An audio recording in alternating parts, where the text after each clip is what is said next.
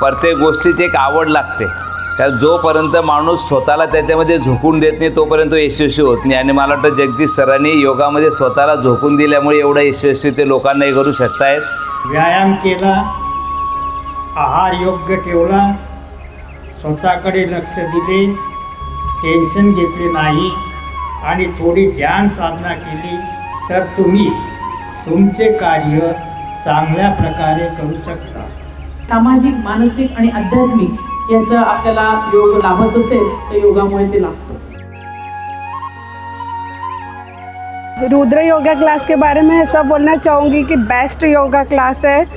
जलगांव में तो बेस्ट में बेस्ट योगा क्लास यानी रुद्र योगा क्लास ही. और सर इतना एफर्ट लगाते हैं और जस्ट कह के हमसे पूरा योगा कब करवा लेते हमको पता भी नहीं चलता.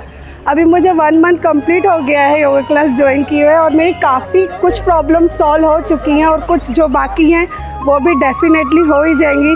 Thank you sir. आणि विशिष्ट वयानंतर तर कंबर आणि गुडघा विचारच नका तुम्ही. आता तुम्हाला असं एक अद्भुत चमत्कार पाहायला भेटणार आहे. गुडघा हातात धरून बसलेले आहेत, चालणं फिरणं बंद आहे. त्या वयातली व्यक्ती काय करू शकते, अर्थात याचं सारं श्रेय जे करणारे तयार आहेत पण त्याला अचूक असं मार्गदर्शनही हवं असतं आणि ते मार्गदर्शन करण्याचं काम जगदीश वैष्णव हे करत असतात.